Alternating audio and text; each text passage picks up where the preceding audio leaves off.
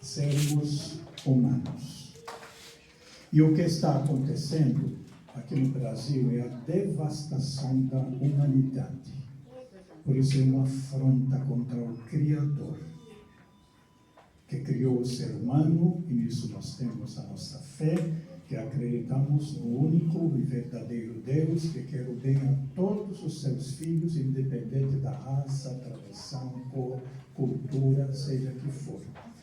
A base que deve nos unir em qualquer trabalho é o ser humano em solidariedade com outro ser humano, para podermos construir uma sociedade justa, fraterna.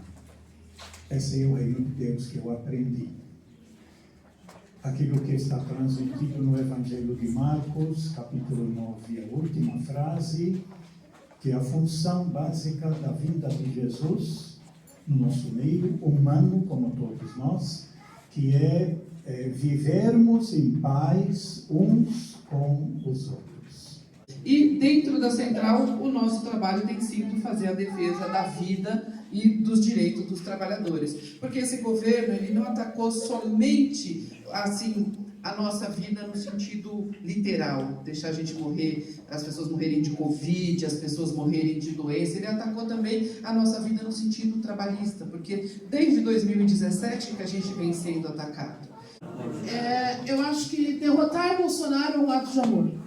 É um ato de amor ao Brasil, é um ato de amor aos nossos corpos, às nossas mentes. Eu fico muito feliz que depois de uma semana tão ruim como a que vivenciamos em Osasco, onde vimos uma Câmara retrógrada que não nos representa, colocar um título de cidadão osasquense a Bolsonaro, a gente vê tantos rostos aqui na luta e na resistência. Porque nós somos resistência. Resistência é um país de um presidente que matou 660 mil pessoas. Resistência é um país que mais mata LGBTQIA+ no mundo. Resistência é um país racista e um país que não nos representa. Uma coisa é o vereador perder sozinho lá, ou 2 contra 19. Agora imagina uma iniciativa popular propondo a revogação desse título, dessa lei, e aí os vereadores vão ter 2? O Tarcísio de Freitas também é cidadão osasquense. Olha só, a gente podia fazer um movimento, revogar e dizer assim, revogar o título do Bolsonaro é um ato de amor, podia até aproveitar a campanha para se licença pastora, porque daí eles vão votar, eles vão manter o título, só que vão votar contra o povo. Prazer muito grande estar aqui com vocês nessa noite, uma passagem rápida, chegamos ontem, vamos embora daqui a pouquinho, mas muito convictos da importância desse movimento. Esse movimento tem como objetivo prioritário ajudar a organizar cristãos e cristãs numa resistência ao Bolsonaro e ao bolsonarismo no Brasil. Começou assim, uma chamada direta e objetiva. Cristãos e cristãs, vamos nos organizar para derrotar Bolsonaro este ano? Quem topa? Daí milhares de pessoas do Brasil inteiro começaram a responder essa chamada nas redes. Queremos participar, queremos nos organizar. Então nós criamos uma página, as pessoas quando se cadastram, entram nos nossos grupos de WhatsApp, e nesses grupos as pessoas se reconhecem, se consolam, se fortalecem, trocam experiências, e ali nós também compartilhamos um conteúdo que cada pessoa pode pegar e levar adiante.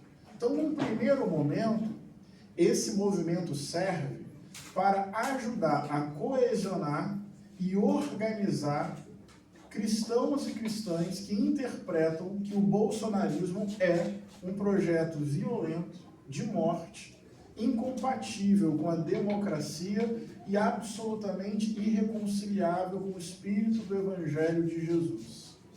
Então, a proposta inicial era essa, conversar com esse povo. Fizemos essa aposta.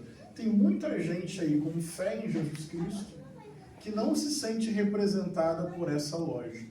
E precisamos admitir, o bolsonarismo se utiliza do cristianismo para justificar o seu projeto de violência. Nós, discípulos e discípulas de Jesus, que amamos o Evangelho, precisamos reconhecer que um determinado cristianismo institucional já há muito tempo é uma máquina de moer gente.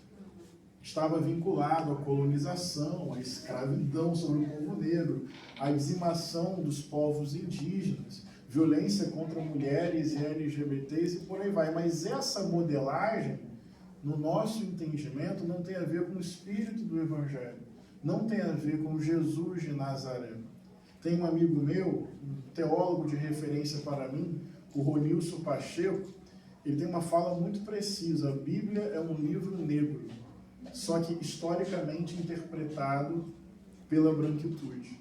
Em outras palavras, o chão da Bíblia é periférico, mas a interpretação hegemônica dela é feita pela lente da elite.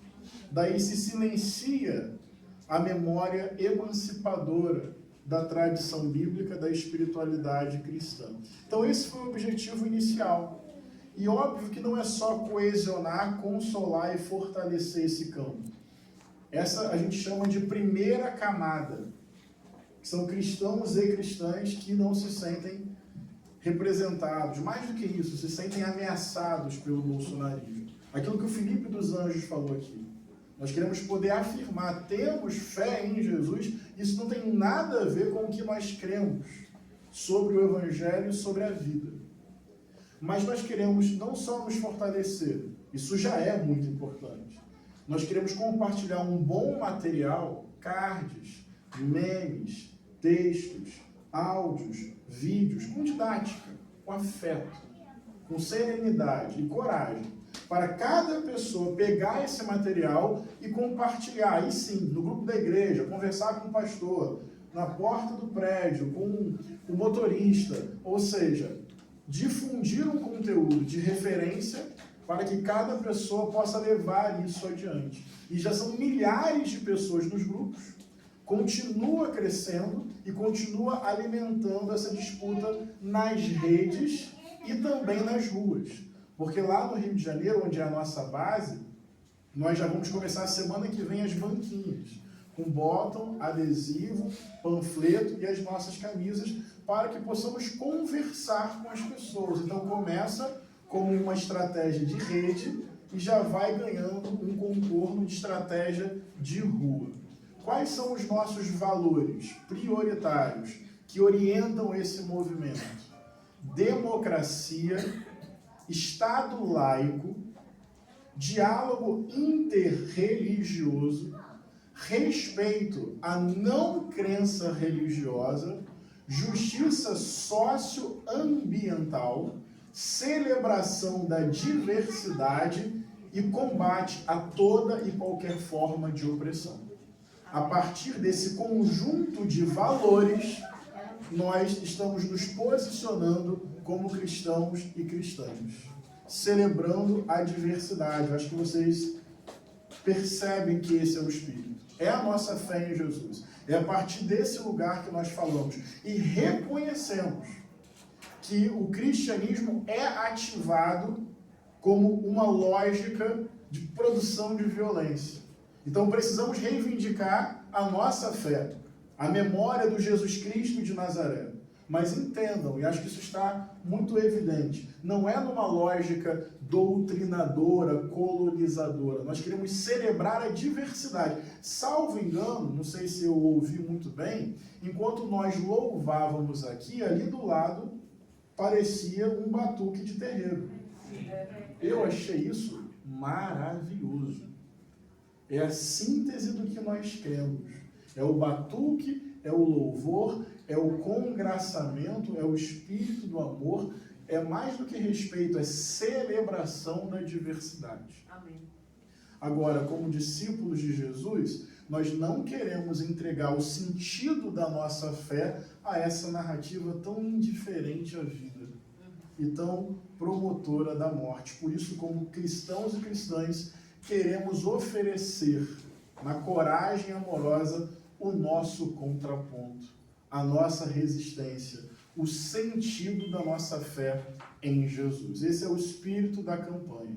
E para concluir, queria apenas retomar um texto do Evangelho, assim, muito brevemente. Posso, em 5 minutos? Dá tempo?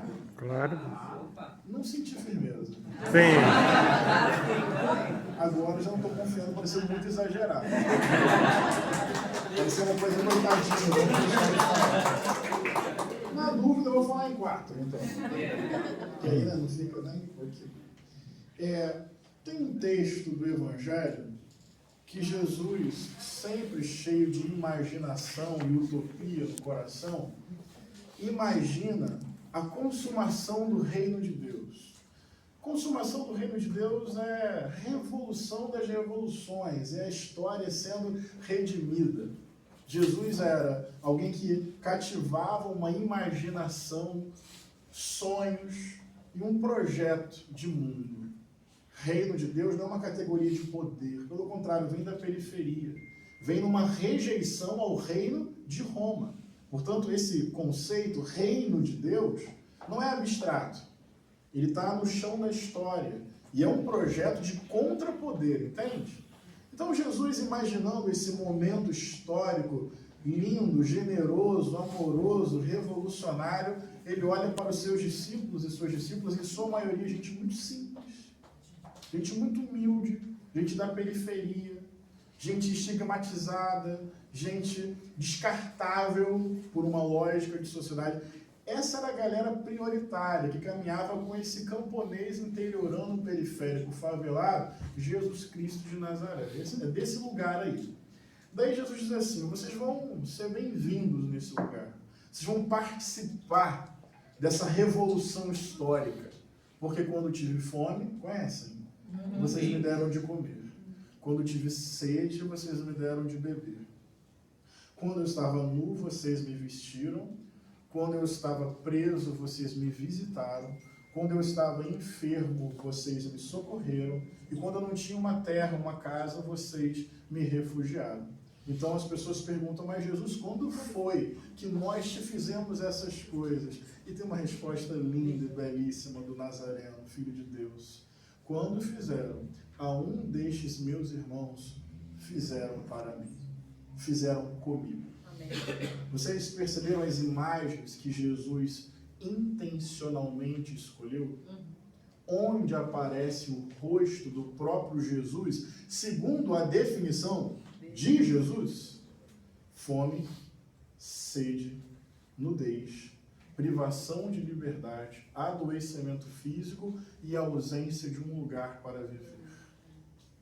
Jesus decidiu que o seu rosto aparece e transparece no rosto, no corpo, na experiência dos empobrecidos e dos oprimidos da história. Glória a Deus. É aí que se encontra Jesus de Nazaré.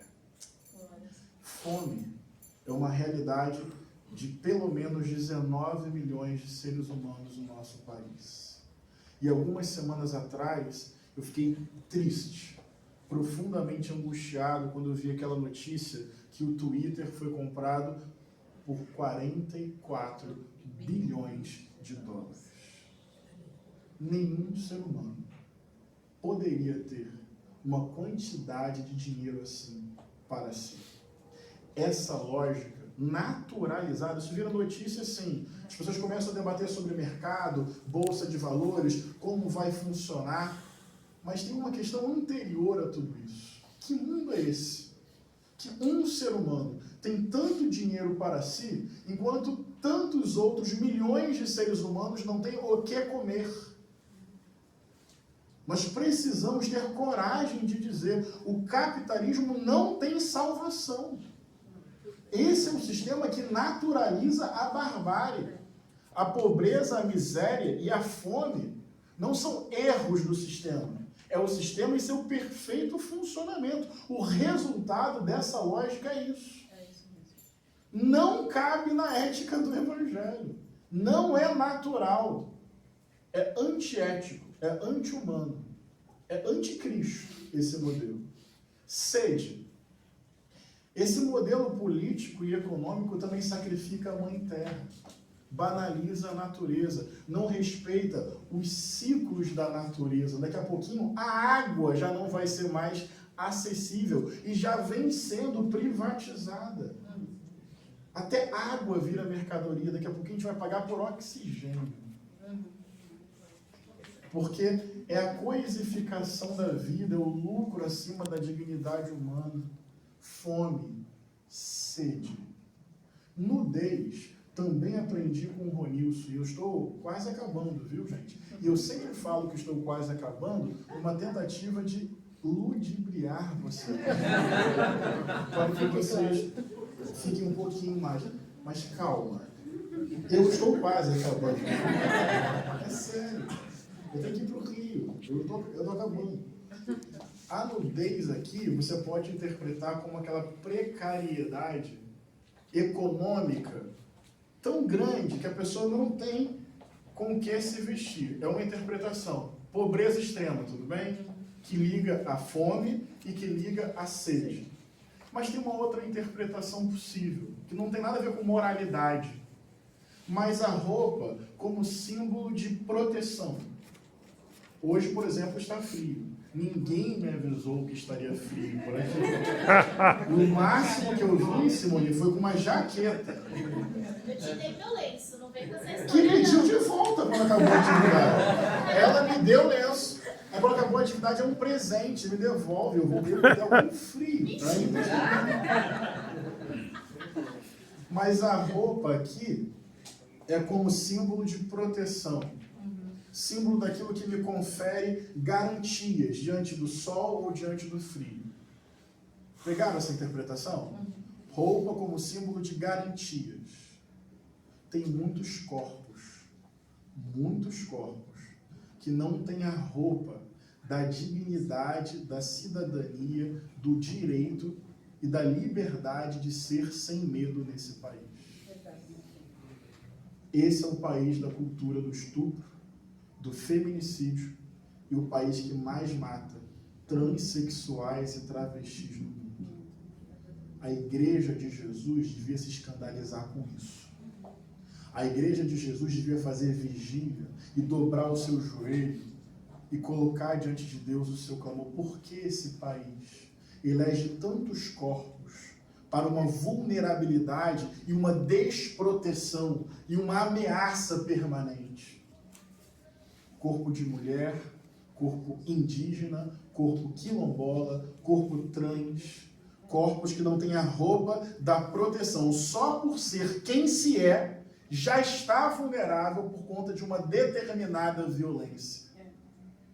Eu estou vendo Jesus muitas vezes, menos nas catedrais, nos sinos, nos templos, e quase sempre ou sempre nestes corpos, que às vezes, curiosamente, parte da igreja insiste em expulsar. Não entende que expulsando estes corpos está negando o próprio Cristo. Simples e sério assim. Privação de liberdade quando tive preso. Essa lógica racista que criminaliza a pobreza, porque não distribui renda, não distribui terra, não gera emprego, não toca em privilégio, mas explode o sistema carcerário, porque já que não vai tocar em privilégio, promover justiça social, como organizar a sociedade? Como manter essa panela de pressão viável e possível? Não tem outro caminho. Para um sistema tão desigual funcionar, só prendendo e matando muito. Prendendo e matando os corpos que sobram.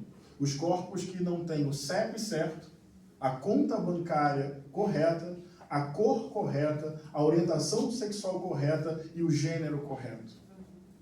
Essa cidadania seletiva que previamente diz que corpo pode ser encarcerado e descartado sob o silêncio, a naturalização ou o aplauso da sociedade.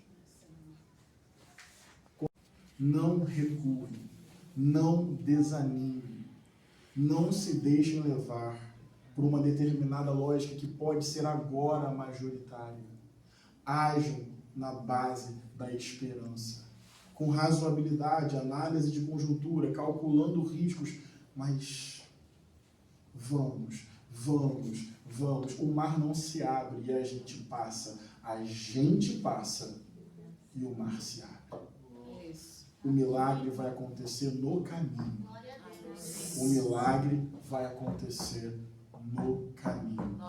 Deus abençoe vocês. Viva o terreiro, viva o louvor, viva o povo que resiste nas periferias do mundo. Viva esse povo maltrapilho, pequenininho, oprimido, marginalizado, com quem Jesus se compatibilizou e se identificou.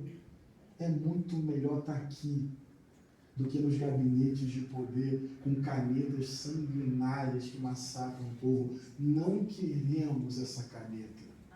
Se a gente um dia ocupar esses espaços, que seja em roda, que seja com espírito quilombola, com batuque e com canto. A gente vai com lápis de cor. É mais poético, bonito e infantil. Deixa a dureza para eles. Deixa a frieza para eles. Deixa o ódio para eles. Alguém falou isso? O ódio é um fardo muito pesado que não estou a fim de carregar. Agora, o meu amor não é idiota. O nosso amor é firme, é corajoso, é rebelde, pula a cerca do latifúndio, grita contra a opressão. É na base desse amor que a gente até reconhece o peso da cruz, mas vive para anunciar a ressurreição. Saiam daqui e chacoalhem essa cidade. E quando parecer tudo muito difícil, não tiver razão para ser otimista, sacode a poeira e vai na esperança. Fraterno abraço.